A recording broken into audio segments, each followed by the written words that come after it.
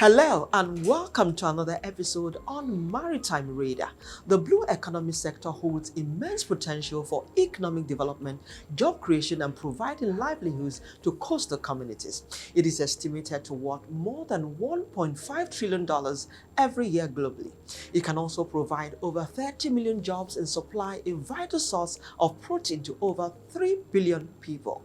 The African Union report shows that the blue economy can fetch Africa over $300 billion annually.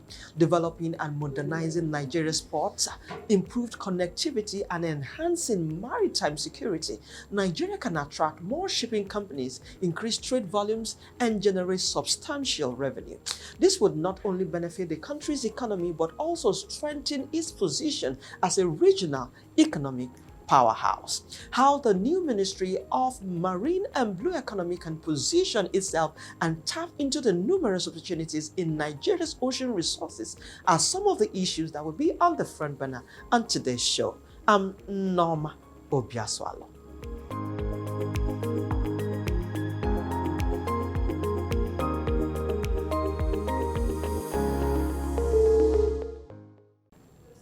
Nigeria stands to gain so much by embracing opportunities in the blue economy as it offers an avenue for economic diversification away from the over-reliance on crude oil. The fisheries and aquaculture sector holds immense potential for Nigeria's economic development. With a coastline stretching over 850 kilometers, Nigeria possesses abundant fishery resources. However, due to limited infrastructure, outdated fishing techniques, and inadequate regulatory frameworks, Nigeria's fishery sector remains largely underdeveloped. Therefore, investing in modern fishing technologies, improving infrastructure, and implementing effective regulations, Nigeria can significantly increase its fish production, both for domestic consumption and export. This would not only boost the economy but enhance food security and alleviate poverty in coastal communities.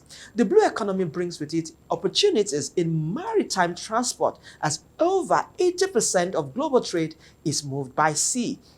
Renewable energy is another opportunity the blue economy offers, as Nigeria's vast water resources provides an ideal environment for the development of hydroelectric power and other forms of renewable energy. Coastal tourism also provides a huge opportunity, as Nigeria's beautiful coastlines, diverse marine ecosystems is an attractive destination for both domestic and international tourists. Before we get further into today's lineup on the program, let's find out the latest in maritime news.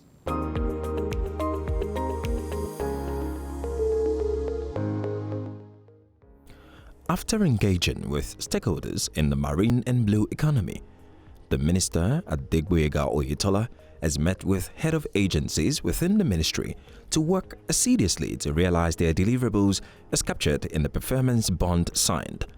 He noted that the execution of the performance bond, in addition to the completion of key projects within the ministry, would no doubt position Nigeria as one of the maritime nations in the world. Oyetola said that with the charge from President Bola Ahmed Tinubu to ministers to unfailingly demonstrate innovative thinking and an unrelenting focus on results, the Ministry of Marine and Blue Economy was set to position Nigeria as a premier maritime nation. The minister said that these would be achieved by utilizing the potential of the country's blue economy to diversify revenue, assure sustainable development, and cultivate environmental stewardship. The Nigerian Customs Service has expressed readiness to collaborate with the Nigerian Copyright Commission to combat piracy of intellectual and creative property in Nigeria. The Comptroller General of Customs, Bashir Adewale, while receiving members of the Commission at the Customs headquarters in Abuja, said the collaboration would create opportunities for the two parties to establish a significant legacy that will end the menace of piracy in the country. He said the Nigeria Customs Service had concluded plans to collaborate with relevant stakeholders, enhancing its programs in all aspects through creative activities and training of its staff. Both operators and waterway users in Cross River and Ebonyi State have been advised to conduct their operations keeping to safety regulations or face sanctions in line with extant regulations under the National Inland Waterways Authority (NIWA) Act.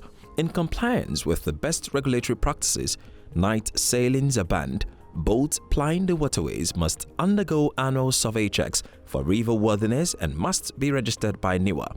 All necessary navigation equipment must be on board, including life jackets for passengers, and there is zero tolerance for boat operators and drivers without boat driving license and permits. Stanley Onoa, area manager at Cross River Area Office at the expanded stakeholders meeting in Calabar, said that even though these regulatory guidelines are well documented, there is a need to refresh the memory of boat operators and other stakeholders on the importance of carrying out safe and secured activities on the waterways to forestall any form of mishap leading to human or material loss.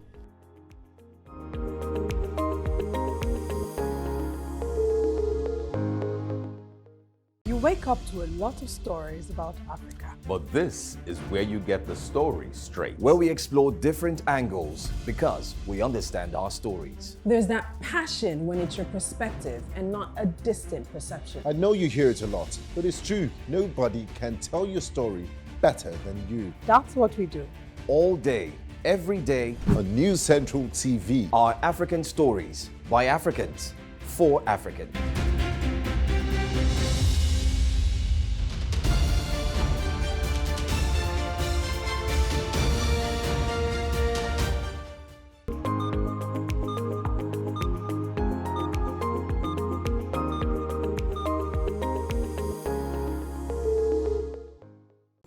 If you're just joining us, this is Maritime Radar. To fully harness the potential in the blue economy sector, government must invest in modern technologies, improve infrastructure, implement effective regulations, and promote sustainable practices. It is also imperative to add that the potential of Nigeria's blue economy will not succeed based on hope and grand thoughts, but rather around a coherent and well thought out plan that is compelling as a viable investment opportunity for private capital and improved fiscal liquidity. In this package, we share the thoughts of stakeholders at the Roundtable Engagement Forum organized by the Federal Ministry of Marine and Blue Economy. Stay with us.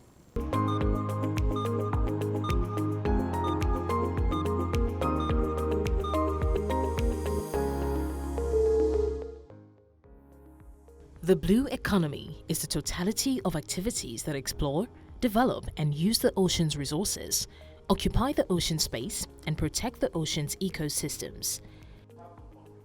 At the Stakeholders Roundtable Engagement on Advancing Sustainable Development in Nigeria's Marine and Blue Economy, convened by the Federal Ministry of Marine and Blue Economy, private sector practitioners in the maritime industry came together to discuss and chart a roadmap to advance the industry's potential, promote sustainable blue economy investments, and ensure global competitiveness within the sector. Led by the Minister of Marine and Blue Economy, Adegboyega Oyetola, the stakeholders collectively contributed their perspectives, ideas, and offered relevant input that can propel the sector towards success and help support the development of the economy, as well as to meet the expectations of Nigeria's President, Bola Tinubu. Oyetola, in his speech, said the ministry has moved a step further by putting together this roundtable to harvest ideas that would form part of the roadmap for policy direction. Areas of focus are strengthening blue governance, transforming port operations, enhancing port infrastructure, and promoting blue economy investments. This roadmap is designed in such a way as to enable the ministry to fulfill its mission of formulating and implementing policies, programs, and initiatives that will facilitate the development of an inclusive marine and blue economy ecosystem driven by an operating environment that meets global best standards, as well as fulfills the vision of positioning Nigeria as a premier maritime nation by utilizing the potential of the blue economy to diversify revenue, assure sustainable development, and cultivate environmental stewardship. Let me assure you that I'm committed to creating to Nigeria a better structure than we have met it today. our ministry, through Nneoma, is not resting on its hands and has continued to foster interagency collaboration and implement initiatives to promote port efficiency, cargo shipment, maritime security, and tap into the resources of the seabed. This stakeholders agreement will be first in the series. It is important that we normalize this harmonious synergy and work together to ensure our industry is safe, reliable, and sustainable. This stakeholders roundtable shows that it is no longer business as usual, as there is an urgent need for a collaborative effort to brainstorm and devise strategies to leverage Nigeria's marine resources for the advancement of the economy and safety of our planet. It has also become imperative that we come up with practicable ways of ensuring that the country's inland rivers, lakes, and waterways are well utilized for cargo shipment and passenger transportation. This can be achieved through the innovative public-private partnership (PPP) models that the ministry is to embrace. The model, a collaborative synergy between the private sector's efficiency and the public sector's oversight, is set to bring about a transformative impact on the marine and blue economy. Anticipated outcomes include the creation of substantial job opportunities and the facilitation of increased trade and investment in the nation, reinforcing our collaborative and forward-looking approach. Another decision the ministry has considered is the re-establishment of a national shipping line through a strategic public-private partnership arrangement, which is born out of a government's desire to capture a substantial share of the estimated $10 billion annual ship charter market within the country. This initiative, in the minister's view, will not seek to impede the growth of local players, but rather provide an avenue for them to create and extract more value from the sector, especially through ship construction, maintenance, and repairs. This would enable local businesses to better leverage the Cabotage Act, which gives Nigerians the exclusive right to control locally generated seaborne trade. At the breakout sessions, the minister moved from table to table, listening to stakeholders brainstorm and prefer solutions. Stakeholders share their expectations and the concerns, while the panel session had team leads share the agreed resolutions and advice for the ministry. Maritime infrastructure is very key. We already have the Lekki deep sea ports. We also need to see how we can create other infrastructures within the shipping industry to be able to easily evacuate cargoes from the ports. Lagos right now is over-congested. We need to see how we can do something to do that. That's not everything to focus on Lagos port. I personally believe also that it should create competition. I believe NPA should be 3. Lagos should compete with Delta ports and the eastern ports so that everybody should have a bit of competition within the area. I also believe that it should develop a system whereby Nigerians can acquire vessels very quickly. We should do some quick wins as well. How can we develop manpower developments in the industry? Those are things that can be done very quickly and can allow people to go, which will reduce the pressure. And then we also have another new challenge coming up, the possibility of the mining industry. They need to evacuate their cargoes as well. So he needs to look very strongly at developing deep sea solid mineral ports, and then also begin to look at how we can also be selling our goods C&F. And there are so many areas in the maritime sector that can actually bring money into the Nigerian economy. And I just pray that he's able to get the right people around him to advise him and to do the right thing. And then we just pray that he creates something for a generation yet to come. In fact, the most important thing is that the Honourable Minister for the Blue Economy should take the decision that in going forward, the maritime industry should be totally digitalized, starting with the ports. Next, diversity. That if you look at all the parastatals in the blue economy, they are all headed by men. Now, the Honourable Minister should take the decision that there should be a diversity in the heads. And so this is the time to take the decision that women should be given an opportunity to head these parastatals. So there are enough of them. Look, there's NPA, NIMASA, Shippers Council, NEWA, all of them. There are 4. Why don't we do 2 to start with? So that is important. And then next, there should be training of the workforce. because the Nigerian ports have not been competitive compared to other ports. And there are many reasons for this. Inefficiency, lack of equipment, and all of that. Now, and then the workforce.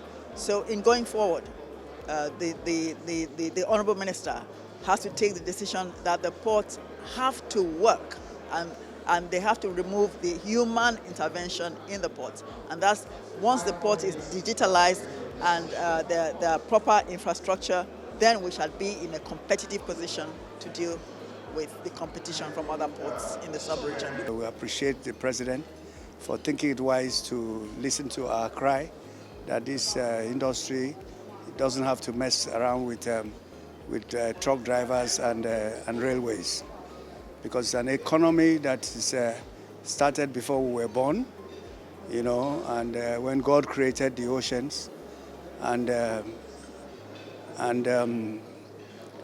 put in 700 million species of animals in the ocean. So it's a mystery, and it's the biggest economy in the world.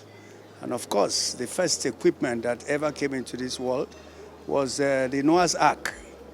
And we all know that Christopher Columbus went to the Americas in a ship. Same thing with Mungo Park that came to the River Niger.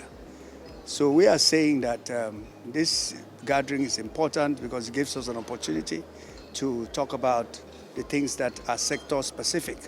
We as ship owners believe that without shipping, there is no shopping. And we keep saying that if you do not give us ships, then the economy will suffer, in the sense that there is nothing you can do in this country without imports, without exports, and in mining, in every sector, in fishing, in maritime tourism, in ecosystem. Even when you're talking about, even if you talk about wreck removal, you cannot remove wreck without a ship. So on that note, we are very happy that we are having this discussion, with this conversation. However, there is a low-hanging fruit that the minister must hit the ground running with, which is he has to look into immediate disbursement of the CVFF fund. Because like I said, if you don't have ships, you will just be a spectator in the industry. All these shipping lines make tremendous amount of money. $3 billion a month is no joke. But Maersk Line has over 748 vessels. So if they don't have ships, they can't make $3 billion a month. So if we look at the blue economy as a gold mine, we must be ready to make that investment, put the infrastructure in place. You cannot have rails without locomotives. You cannot have rails without rail lines. You know, same thing, if you build ports, I'm sorry, the ports will go nowhere without ships. Lekki ship, deep sea port is an example. I don't know how many ships have gone there, but there's supposed to be 10, 20 ships a day. But if those ships don't go there, so give us ships and we'll turn around the economy. This is a town hall meeting, or what you call a round conference, you know, stakeholders tete-a-tete with the government. It's been going on for a while now. For like 5-6 years it's been going on, and we're still where we are.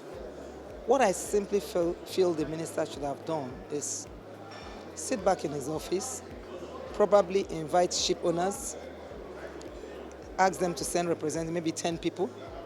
He will sit a whole day with them, think with them, talk with them, look at areas, him and his cabinet, and then at the end of the day, they would have been so well educated on the problems and the way forward, and what to modify, what to demolish, what to, you know, raise up and all that. That's one. Then two, I mean for different stakeholders, then probably mining agents, then probably people in trading and shipping, probably, you know, people in, what do you call them now, protective agents. You know, they are different. This job is divided into sections. So by the time you would have met with all, let's say it takes him 3 weeks to have met with all, these people are speaking behind closed doors, and they will be telling you the truth. We want to see a deliberate political decision on the governance to provide the leadership for different agencies to be on the ground. I've told you about educating the people from grassroots. We don't want to see boat mishap anymore. People are dying on our waters. So the use of primitive boats should be discouraged. And we need to get back different agencies to go to the grassroots and start talking to the people directly so that we have limited accident or no accident at all. We are end users. We are people who carry out, who implement the relevant provisions of international conventions pertaining to shipping. And we are bringing this experience to bear on the coastal waters and the inland waters. For instance, you have the rivers dredged, what we call maintenance sweeping. Less ships will go aground. If we have the rivers dredged, big ships entering our river will stay in the middle of the channel. If there are marker buoys, the local people fishing will not push them out of the channel into grounding on the bank of the channel. We bring this experience to bear. The threats experienced at sea, even though militancy is not there anymore, real-time kidnapping and robbery of seafarers on foreign ships. You know, our EEZ zone, exclusive economic zone, is extended to 350 now. Hopefully this will be clear so from the 200 that we are at now. That means our people can go deeper to sea to harvest what sea can provide for us. But if they are afraid of being kidnapped, of being attacked, of being robbed, then fishermen who go to sea, they will go and they will catch fish, and then these people will come and take all the fish from them. So that area of communication, real time, early detection of hazard, danger, deterrent measures, we advise on this thing that it should be on the ground. And as I said, the Navy cannot be everywhere.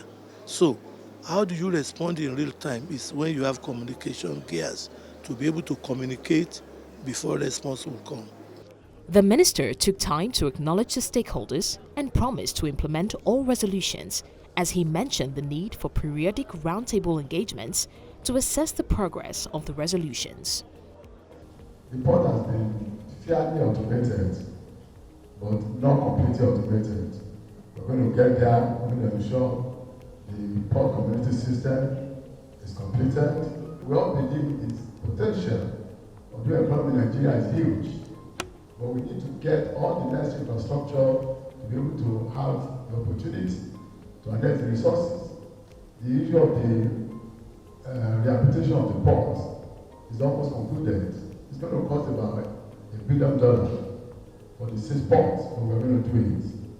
We can't be talking of efficiency of the ports if the structure of the port is almost collapsing. So we need to ensure we rehabilitate the ports while constructing 6 additional ports. The Aquarium is there, the Badagry, the Odo, Burutu, Delta, and then Snega Line, and then Boni Island 2, 6. In addition to that, we are building dry ports to decongest the existing ports in Jos, in Lokoja, in Puntua, that is almost completed. So we're going to construct more. There are 2 other ones from Ogun State and Oyo. And I want to assure you that, like I mentioned before, all the recommendations will be thoroughly looked into and implemented.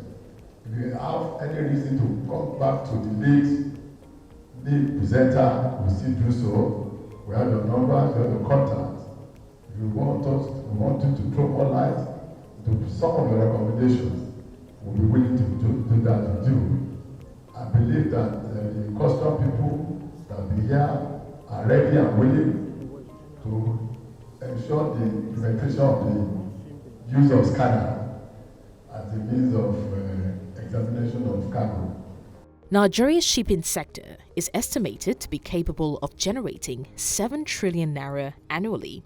However, in order to tap revenue from this sector, there will need to be an overhaul of policy, institutional, regulatory, and legal framework.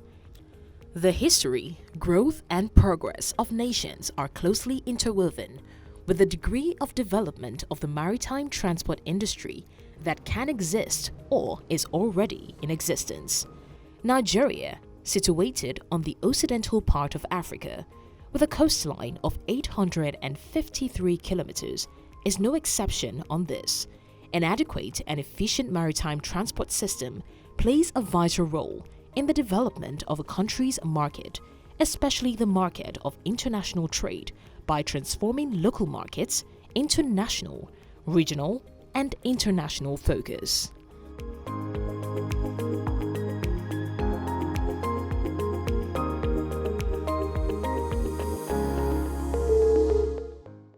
News Central TV, Africa's #1 storyteller, has come with the best of both worlds. With a combination of news app and live TV, we ensure that you keep track of the latest headlines, breaking news, and in-depth analysis from professional journalists from around the continent.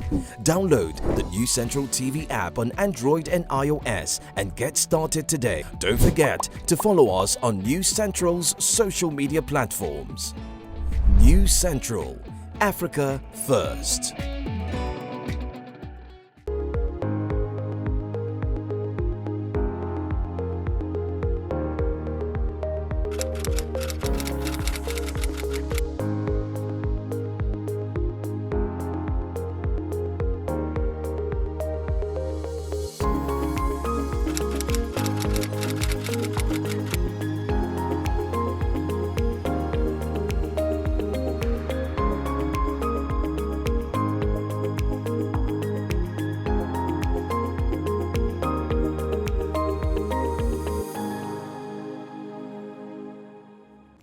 And that's our show this week. I hope you enjoyed it. I did. Join us every week on Maritime Radio as we explore potentials that will ensure the development of the maritime sector in Africa. You can also expect the latest in global and local maritime news plus industry insights right here. I'm Nneoma Obi-Asualo. Many thanks for your time on today's show and see you again next week.